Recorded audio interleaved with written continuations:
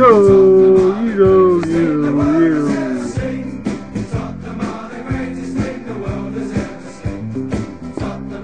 that's right, it's me, Nundy Yido, with your first and official THTV podcast. Spurs failed to deliver versus Blackpool on Tuesday night, losing 3-1. Is it time up for Jermaine Defoe, or was it purely poor tactics by Harry Redknapp? Nico Cranshaw, another hot topic this week. A lot of you are claiming he's poor defensively and that's why he doesn't go ahead of Pienaar, but some of you claim that he can defend.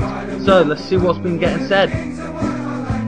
And finally, in 11 days time, we've got Wolverhampton Wanderers. Don't forget they beat us last year, so is it going to be the same again, or Spurs going to be able to clinch those vital 3 points?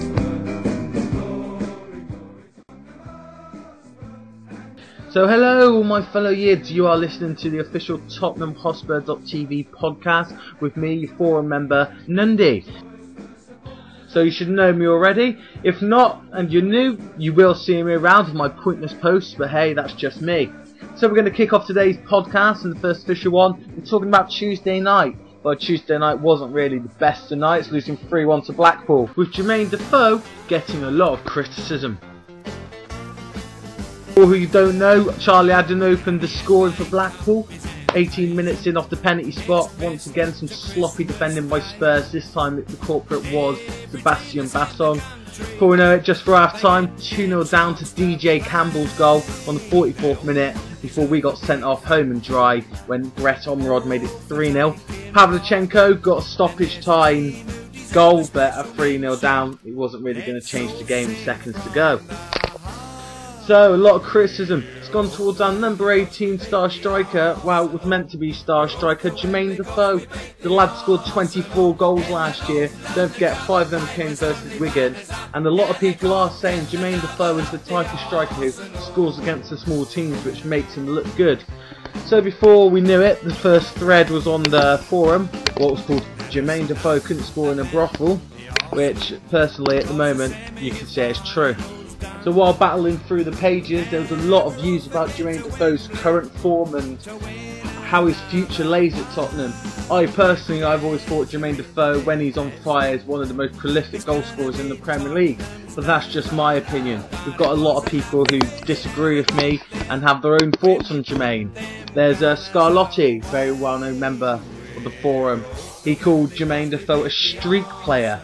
When he's on a winning streak, he's red hot, but otherwise doesn't achieve a great deal, which I suppose you can agree with. Then you've got Dustin, another member. He thinks that apparently Jermaine Defoe's lost a lot of pace, and he's starting to lose his timing of runs and stuff like that, which I suppose shows when he has quite a poor offside record. I just want to give a big shout out to Jaco ZA. Sorry about that, Jacob ZA. He came up new to the forum and he's put on some very interesting stats about Defoe at the moment. And he has mentioned how Defoe's had 417 club appearances, and that's accurate as of February the 6th, so earlier on in this month, with 174 goals. So that gives, as a Spurs player, that should have been giving us what, every 2.4 matches a goal for Spurs. And so far in the 03 to 08, he made 246, actually from his whole Spurs career he's made 247 appearances, scoring 97 goals. So that's a goal every 2.5 matches. So that's a record which you can see is great and it's up there. It's not up there obviously with Messi who's scoring every fucking game, but likes of Drogba and players like that who are on similar. Like this year Drogba's on what? He's on 3.1, so he's scoring a goal every 3.1 of a game. Van Persie's scoring a goal every 2.6 and Rooney every 3.4 this season. Defoe's also on 3.4 this season. So I think you should take a look at that. It's on page 2. That's from Jaco ZA, and I think if you want to start criticising Defoe and look at his history, he's able to do it. He's able to turn it around, and let's be fair, he's not the only striker this year. Like I said, Rooney, Van Persie and Drogba are not that far off him. So he's not there to be too criticised. He can do it, we know this. He's done it last year with his 24 goals. So I personally believe he can do it still, and let's look at Pavlyuchenko last year as the perfect example. Pav didn't do anything for the whole of last season, and then towards the end of the season, last 12, 13, 14 games, he was coming on scoring a couple against Wigan. I think he scored a couple against. He scored against Blackburn.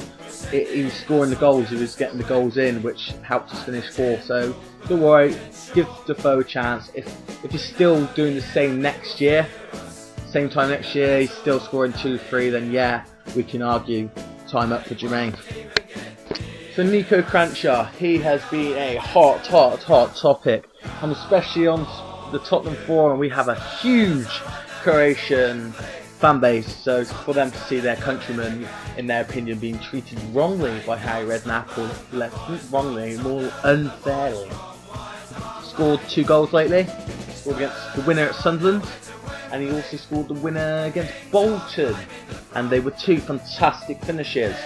So I think the main argument has been, why has Steven Pienaar, who since joining Tottenham, let's be fair, hasn't scoring goals, isn't scoring goals, but I suppose when he joined from Everton, I spoke to a few Everton fans, and every single one of them said to me, don't expect him to score goals. He's not a goal scorer, he works hard. And since he's been, yeah, he has worked hard, and he's defended well on that left side with Benny. So I think that's what's keeping it ahead, because a lot of people think Niko Kranjčar is lazy. Not in a horrible way, but he isn't a defensive player. He's not very defensive-mindedly. There's a lot of people replying back to my post saying, well, you saw against Blackpool he was defending, but 3-0 down, and again, he had to defend every time, so he couldn't afford to concede another goal, in my opinion. Don't get me wrong, I'm a massive Niko Kranjčar fan. He is one of my favourite players. My hamster's named after him, for Christ's sake. I love Niko Kranjčar, and I would love to see him play more.